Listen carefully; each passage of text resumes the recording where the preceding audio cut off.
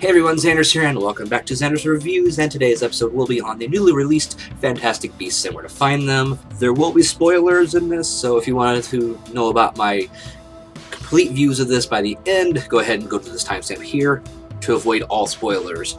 So, yeah, let's dive right in to get my opinion on what I liked, what I didn't like, and overall, if it's worth your time. The movie starts off with a bunch of newspaper clippings talking about Grindelwald, the wizard, the evil dark wizard that we know about from the Harry Potter lore with the Elder Wand. So, yeah, this is something that's going to at least be somewhat familiar to people, just to get people tantalized.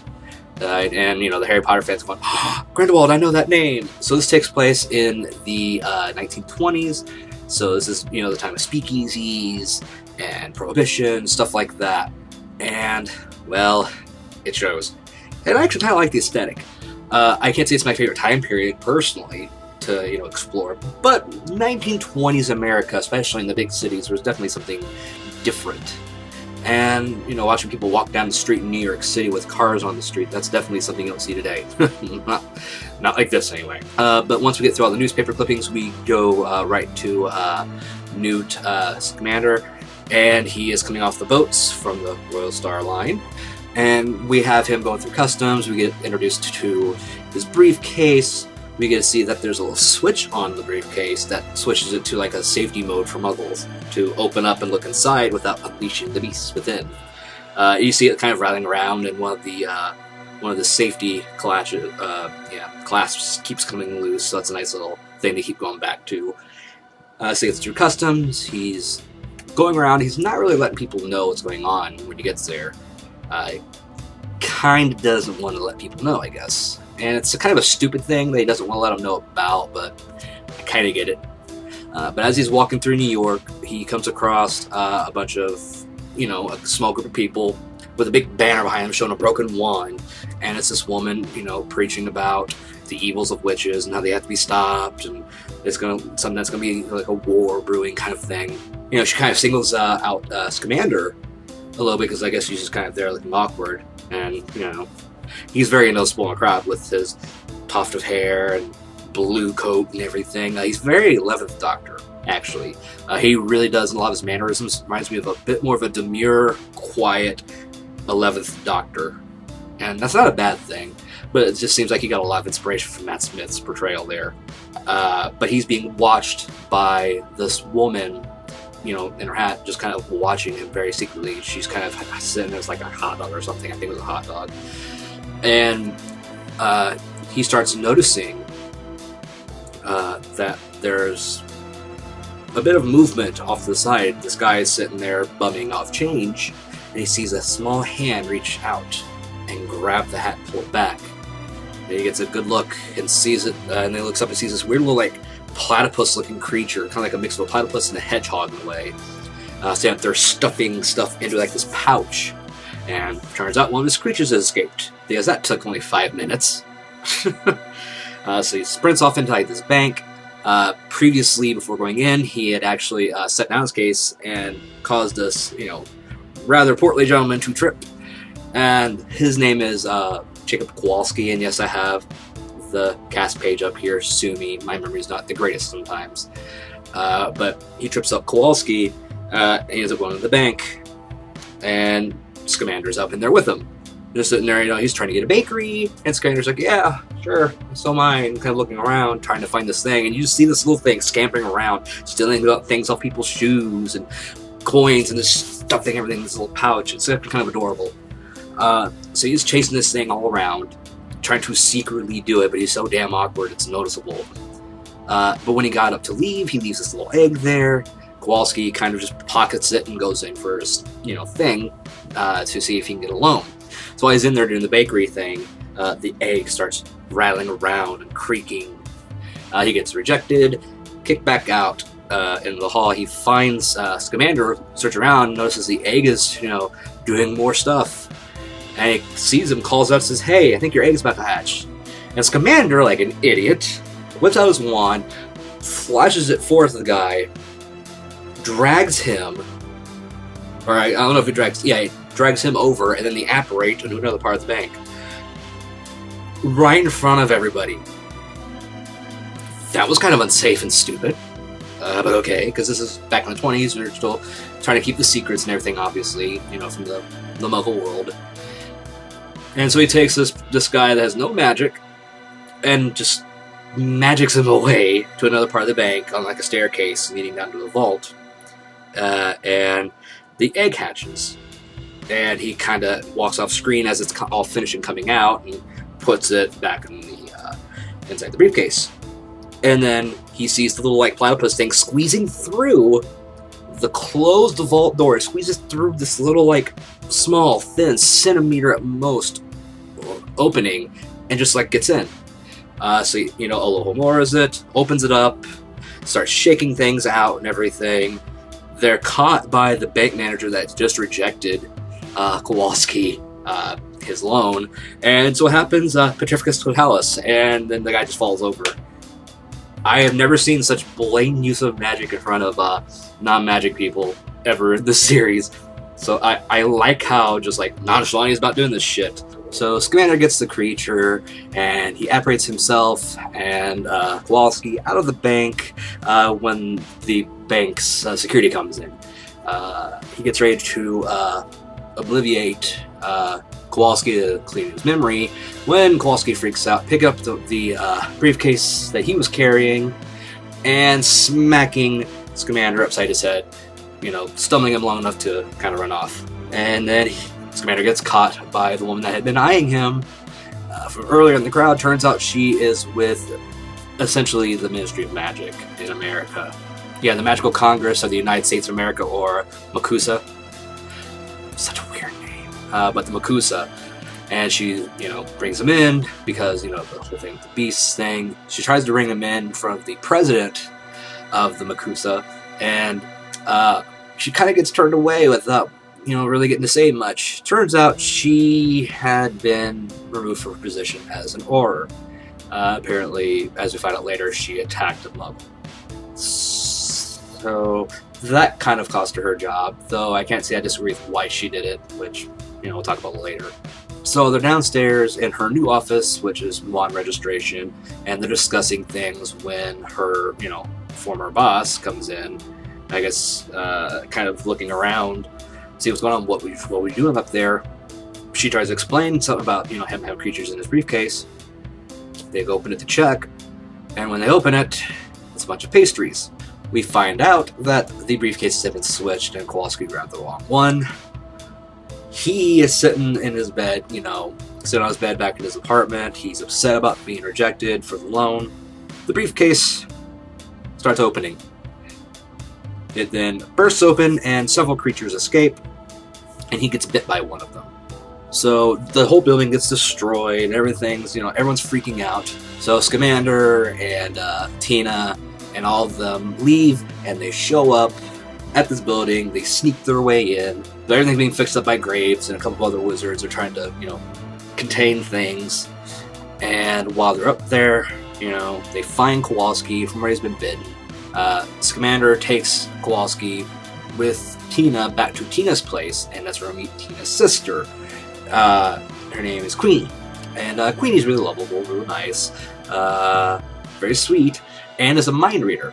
She can actually read minds, and it's to a point where she can't really help it. Things kind of start going a little more awry in the city with these creatures going about, and we see a little bit more with Credence, which is this really weird-looking kid. He's like really stands out, and he's really odd, with weird pseudo-bowl haircut, with his fanatical mother, who is preaching, you know, the evils of witches and all this other stuff, and brainwashing kids, because that's always nice. Barebone and her kids, they stand out a lot. They're always passing out pamphlets talking about the evils of witchcraft. They actually try to get something published in the newspaper and kind of get shown the door and called Freaks, or at least Credence does, by the senator of New York, who is actually the brother of the guy that was trying to get the news story passed under their father, who is the person that runs that particular newspaper. So this is going to lead to fun events later. We get to see, after everything's said and done, at the Goldstein house, that we have Scamander and Kowalski going into the briefcase, and you see inside of it what's been hiding, where the beast is being kept. And it's basically his, his office. And this office is where he does a little bit of chemistry and experimentation on how to use venoms from some of the dangerous creatures in a positive way, research on plants and other stuff like that, and the creatures, and also where he documents everything. And then you go out and it's like this weird habitat, this multi-habitat area with all these creatures from all over the world, and they're really interesting designs. I don't want to spoil any of them because they're pretty damn awesome, but there's one I will spoil, and it's like this massive bird. It's like an eagle. It's white and gold feathered. It's got like 6 wings and claws and everything. It can make rain. It's really interesting. It's very hippogriffy. So Kowalski's being introduced to all these different creatures, and he's kind of just taking it in stride, and kind of just going with the flow.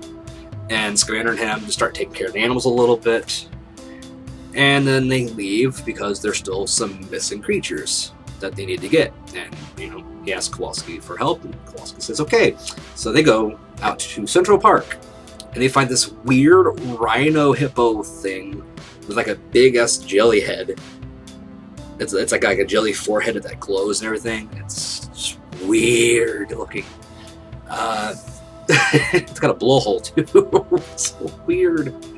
So they try to, get it to convince it to go into the suitcase, and like Scamander's just like trying to do this like mating thing using some musk from the male version of the species, and it's like dancing around like a doofus trying to get its attention. It starts to work, and then a sea lion throws a fish onto Kowalski, who's standing by, helmeted and geared up just in case, and he accidentally dumps some musk on himself, and the thing decides to start chasing him instead. And they go through this whole chase scene through parts of Central Park in the middle of winter.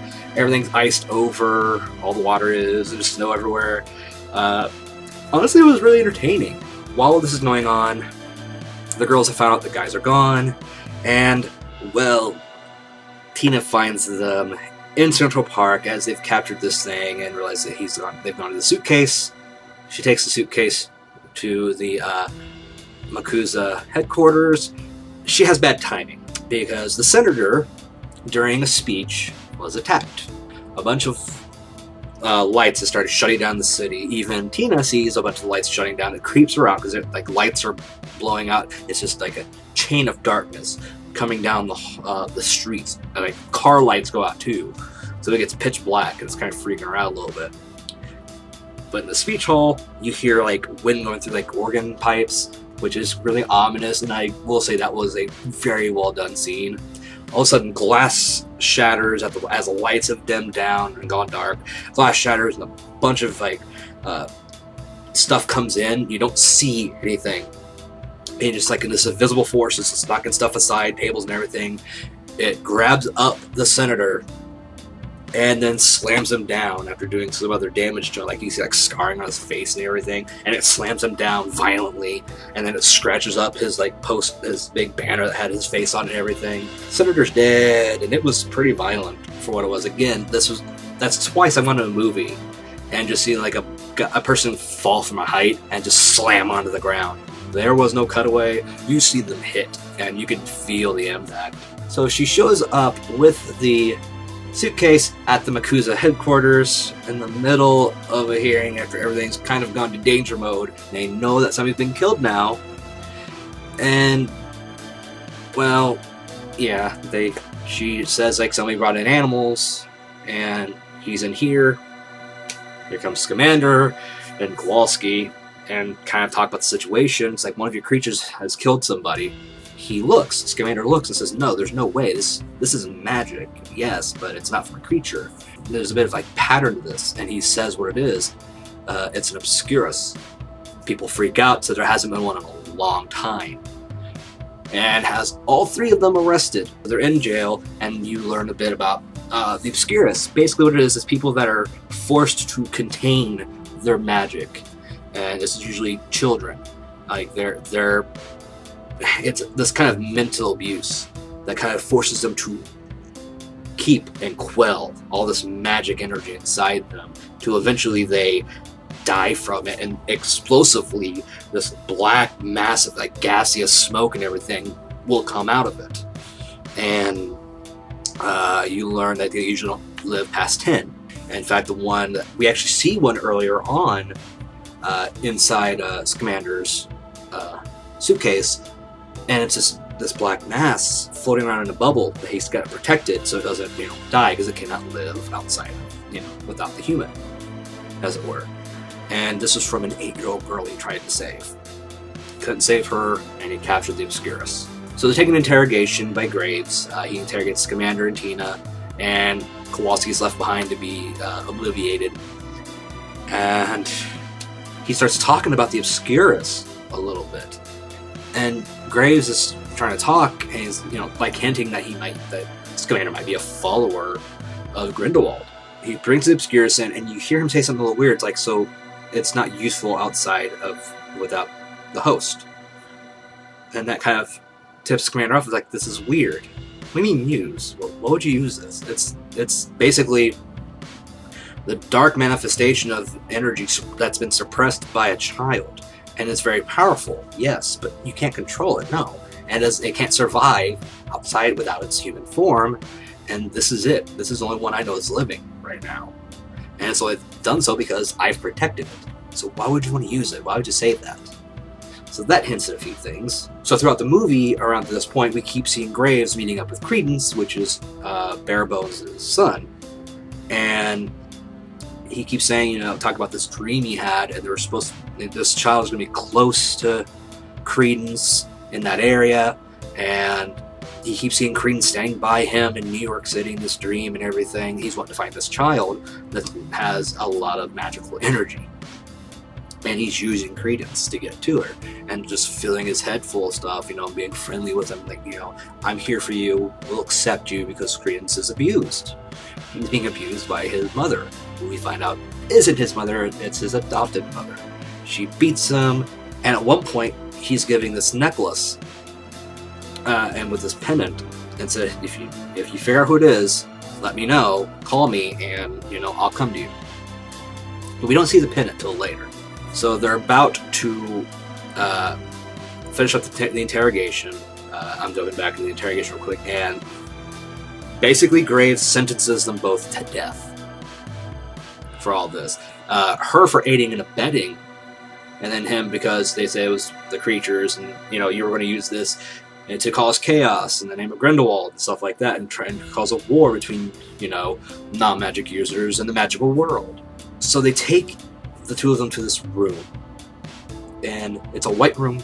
There's a chair in the middle of this like black water or whatever it is, and these assistants, they're pretty much the executioners, are being just so nice and friendly women, smiling about it, and they take out their memories and then throw it into the water, and it's kind of like a, God, what's it called?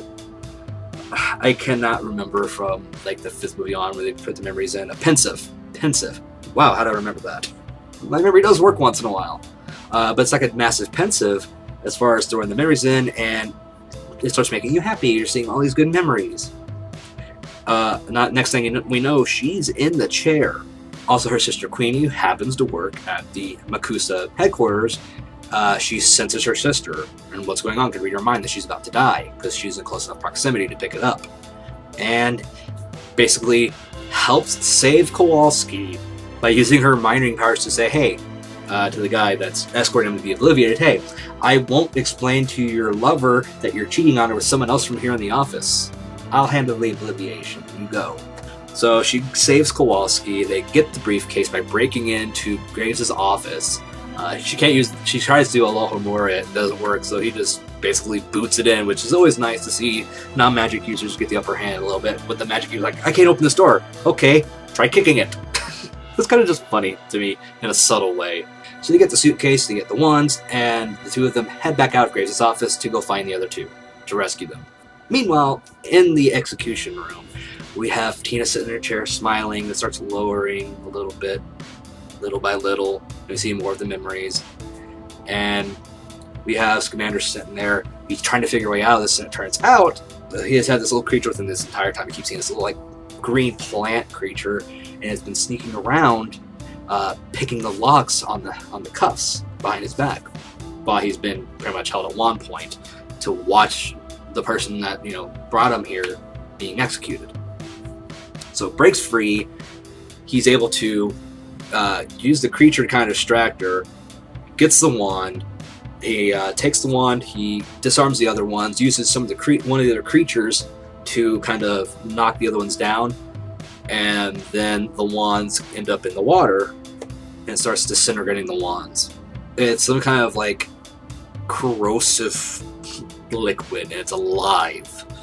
So while she's sinking, the stuff starts burning the chair, and we see her memories changing into where she is walking into this room and sees Barebones, about to beat up a little bit more on Credence, and she reveals herself to Barebones by knocking the belt out of her hand, and she's like, "You're a witch," and I guess fucks off. And you see Tina and Credence talking. She's wanting to protect him. It's like, look, it's okay. And that's why she lost her position as an Auror, we find out. But she starts to snap out of it and realize, oh shit, this is getting serious. The chair is melting around me. Like, it's melting as it gets further in the water, and the stuff is coming up and trying to surround her, and it's going to basically engulf her and kill her. And Scamander ends up getting one of his creatures that's like flying around that he used to disarm the other witches and wizard in the room. It says, step on it, just kind of jump towards me, and this thing will help you. And he gets her to trust her long enough. She jumps out as the thing almost closes completely on her, and she basically steps on the creature like it's a stepping stone, gets to the other side, and then they leave. And as they're running, they run into some of the Makusa wizards, some Aurs, and they're like getting to like these fights with wizards that are armed, and they're not armed except with some of the creatures. And Scamander's using them to kind of deflect magic and to keep to kind of battle down some of the guys so they can run away.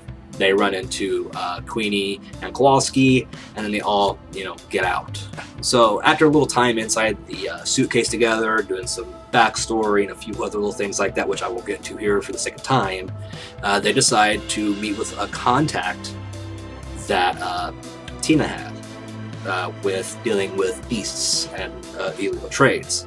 So they go to this kind of magic speakeasy, which is kind of cool. And they're down in this area, and they're looking for this, I guess, a goblin.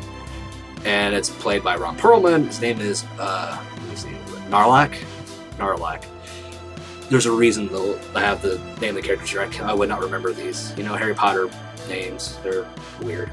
Basically, after exchanging a few things, including the little creature, temporarily, to Narlac to get some information about, where maybe they could find the last creature they were looking for. Turns out that it was in a Macy's. Causes some trouble. It's a creature that can pretty much become invisible and, do things like that. They're about to leave, and they start asking a bit about graves. And then you hear the warning that the Makusa are coming, and it turns out Narlac had tipped off the Makusa that they were going to be there. So he backstabbed him. Kowalski punches him in the face, which, that was awesome.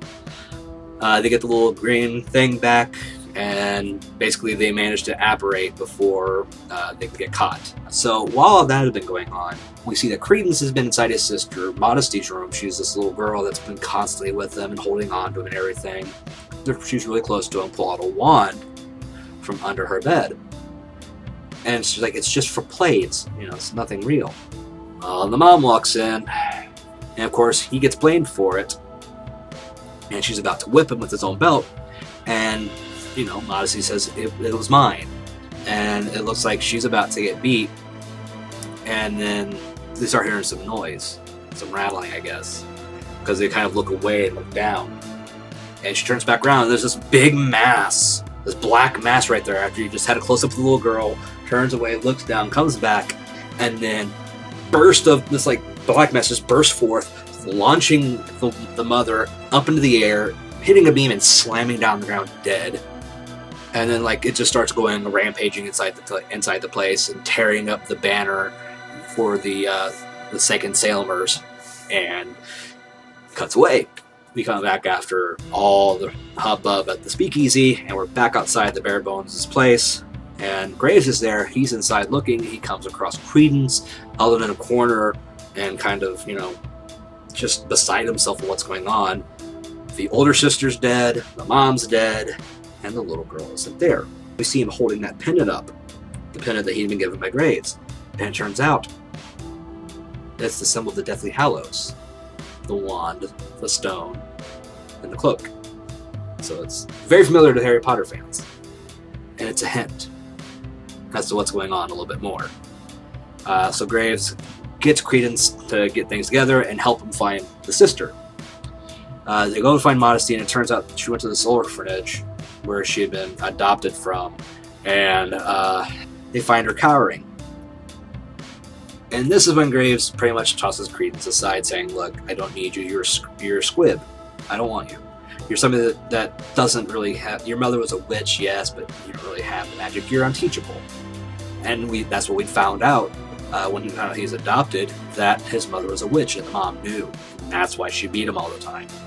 He was the son of a witch.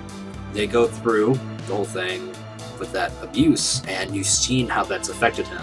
And he's left on the stairwell, and he's angry and just down. He has been beaten so far down. The person that he thought was close to him, that was the closest thing to a father, to a loving parental figure in any way to him, was Graves. Always encouraging him and holding him, trying and healing him. He's been betrayed. And as he's left there, Graves walks off to find Modesty, and Modesty's hiding and cowering. And then he mentions he's here with Credence.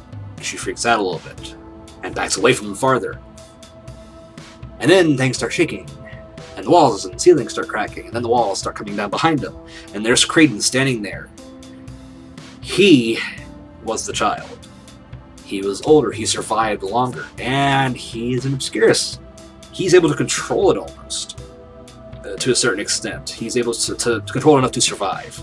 And basically runs off, starts causing mayhem as this big black mass cloud thing. It's destroying buildings and roads and cars and everything. You have people, the New York cops, trying to shoot at it. You have, you know, wizards trying to, Aurors trying to blast him down. Nothing's really working. It's just too powerful. Eventually, it finds a way down to like a subway, and Credence goes down there to hide. So Scamander had seen the destruction being wrought by Credence, and he went off on his own to try to stop him, to save him. And Tana decides to follow, leaving the other two behind with the suitcase. And you get down there, as the wizards are putting up the barrier, we have Scamander going down underground, and he's talking to him, trying to talk him down. And then here comes Graves, starts firing his wand at Scamander, and they get into a small duel, which Scamander's losing. And Credence is freaking out, and then goes full-blown Obscurus. He's just filling up the subway with a bunch of black mass energy, like energy and magic and everything. It's all over the place. It's pretty massive. Like, they're dodging as best they can, going through back and forth to like pillars. People are outside seeing him pop up in and out as he's trying to attack Graves, and kind of by proxy Scamander, because he's just so angry and lashing out.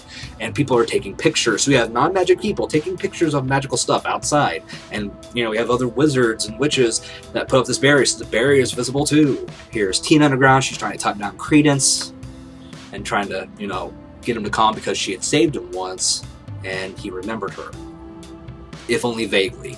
And she's almost gone talk down. The Makusa show up, including the president, and they all start firing at him, and basically they destroy him.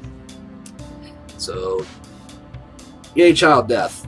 That was pretty sad, to be honest. This kid who had been so abused, and he doesn't get, he doesn't get saved in the end. He doesn't find any kind of solace or comfort. He just gets blasted into oblivion. And Scamander and Tina are obviously distraught by all this, but Graves, he's indignant. And he starts telling off the Makusa and the president how he's not going to follow these rules and everything like that, and starts to walk off. Well, they stop him, and then they start fighting again. He's bouncing off all these different blasts, and Graves just keeps coming, and here comes Scamander with one of his creatures, and ends up wrapping up his arms and everything enough to get him distracted, and Tina disarms him. We got Graves captured, and on his knees, with his arms behind his back, and Scamander walks up and says a spell, waves his wand, and we see that it was all facade. It was a disguise. Turns out Graves was actually Grindelwald. Grindelwald is played by Johnny Depp. So the person we kind of mentioned here and there throughout the movie and at the very beginning was the bad guy in disguise. So we got Grindelwald all white maned and everything, and just Depp down there being Depp, kind of. And, they take him away. This creates a couple of issues through known continuity. So, oops. But we'll talk about that in a minute. So now, they've got Grindelwald, and everything should be okay, except it's not, because so many people saw what happened. There's no way to contain that. The Wizarding World's been exposed. They don't know what to do from here. Could lead to war now. There's no way to obliviate so many people. Well, Scamander has something to say about that. So the creature, the evil thing I told you about earlier, that he had basically brought back to return home because it had been taken from its home and chained up and abused. It was illegally done anyway. He was trying to bring it back home to Arizona, where it belonged. So, he brings up this creature, and there was a chemical he had used earlier, a venom, to help Kowalski after he'd been bitten by one of the creatures. And it's something that it's able to make him forget. It's as powerful as an Obliviate spell. He gives it to the creature, it flies up, it shatters the vial and everything up in the clouds as it makes the storm. So it actually envelops the storm cloud, and impregnates it with this venom, and it rains down. It basically creates a massive Obliviate spell in the water. Like anyone that drinks the water or showers in the water, if it hits you in any way, or you touch it, you just forget. So yeah, that's kind of where it leads to. Everyone forgets. And as you see the rain pouring down and people forgetting, you have wizards going around the city, reconstructing everything, fixing it back up like nothing ever happened. And the Wizarding World is protected once again, thanks to Scamander. And the MACUSA are walking off, and the president stops and says, so, where's the guy with no magic at? They call him no magic, but I think it's stupid and I'm not going to use it. And you see Kowalski kind of step out from behind Queenie, says he needs to be obliviated. There's no exception to the rule. And so they go back up outside. The rain's still falling, and Kowalski's, getting ready to go out in the water to forget. He doesn't have a choice. And they're saying their final goodbyes. As he goes out into the water, you have Queenie come out and give him a kiss. Camera's slowly panning back, still focusing Kowalski, and then he opens his eyes, and he's forgotten. Some time passes, and you kind of see Kowalski coming out of the canning company they've been working for so long, and you see a person in a blue suit walk by, bumping into him and dropping something down. And yeah, turns out obviously it was Scamander. It opens up, and it's these valuable eggs from the creatures that he keeps. And they're silver. They're solid silver eggs, pretty much. They're lined in silver. So he left the whole thing of silver to use as collateral for Kowalski to make his bakery. Happy thing there for Kowalski. And then you get the final goodbye from Scamander, as he's pretty much being kicked out of New York by the president. And, him and Tina are having their moment and everything, talking about the book that's going to be made. And there's a romance there, but they never kiss or anything like that. And he goes off on the boat. And then it cuts to a little bit more time down the line, and we see Kowalski's bakery is up and running. It's really popular, and you see he's got some memory still of these creatures that are there. In his bakery, that's all the creatures he had seen made into, pastry form. It's really cool. He's like, these things just come to me. I don't know where they come from. And he's standing there, helping out a customer, and then he looks up, and he sees Queenie. And she's walking with a big smile on her face and everything, and he's standing there, and you see this look on his face. And he reaches back and touches where he'd been bitten, and he's just kind of a little bewildered, and all of a sudden he starts smiling a little bit. So, and that's where it ends. That's where we're left with Kowalski at this bakery, possibly maybe remembering things slowly but surely. Maybe due to the treatment with that same venom earlier in the movie. Maybe it was only a temporary loss, I don't know. So him and Queenie might still have their happy ending. It's ambiguous, but it's kind of implied in a little way. Tina was brought back on as an order. She got her position back after everything, thanks to Scamander putting in some good words. And Scamander goes back to finish publishing his book with the Ministry. Overall, it's a good movie. There are a few issues I have with it. I would say that the CG at times, when it came to the creatures, looked really cartoony at times. And there's ways to make the CG better, but it's just, you can only do so much. But with what they had, they did pretty good overall, but it could have been better. The musical score was good. There's still hints of the old Harry Potter music that we've known from the past, and it's kind of intermixed in there a little bit, but the score itself is nice. It's relaxing. It's upbeat. It's very of the time. The acting overall is very well done. I didn't hate anyone's performance, so that's always a plus. The plot, for the most part, is good.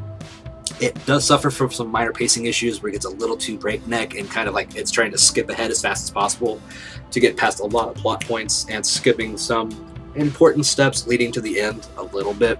Not the worst thing ever. It does have a lot of stop and starting going when it keeps going back into the suitcase a little bit. It feels like when you go in there it's kind of stopping a lot of things. But they're not bad things, it's just a pacing thing. There's only so much you can do with that, I guess, considering what you had to put in there.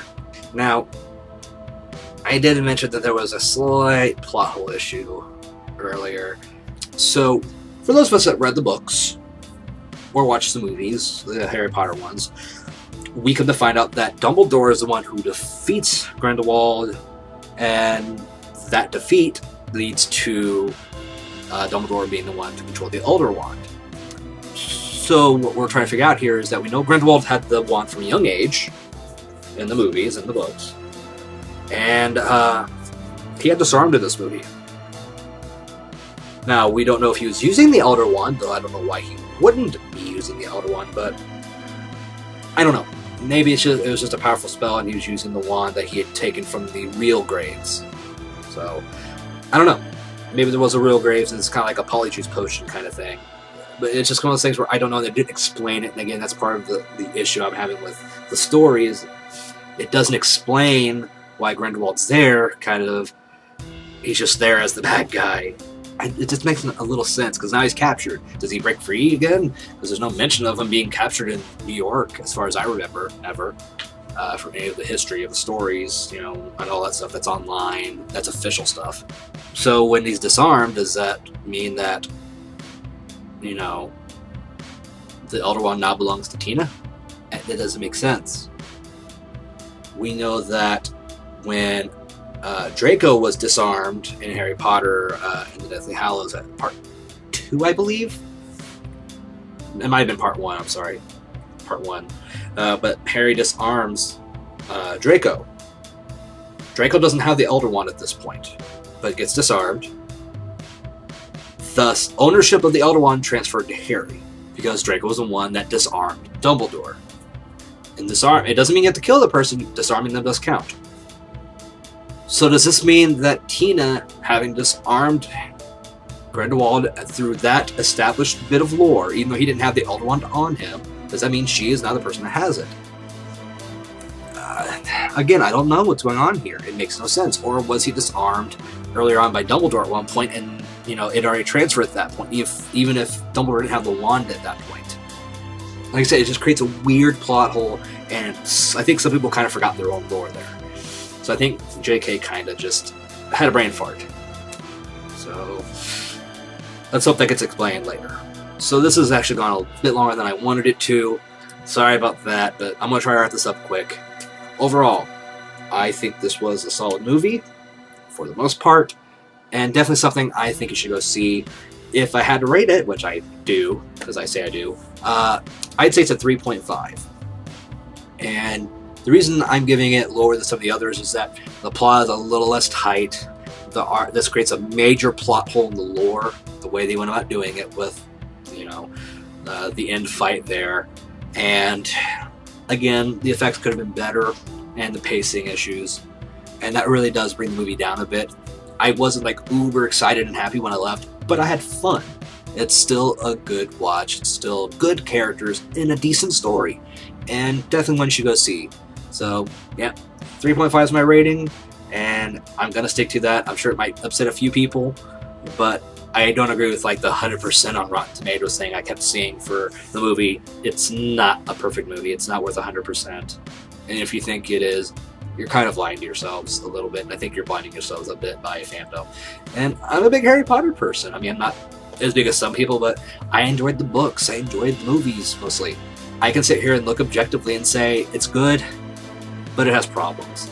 That's really all I've got to say on this movie, but what did you think about the movie? Leave a comment down below if you've seen it, and if you haven't, after watching my review, do you think you'll go see it? So, thanks for joining me, and don't forget to like, share, and subscribe, as well as follow me on Twitter at Xandros. Until next time, my name is Xandros, and I'll see you in the next video. Later.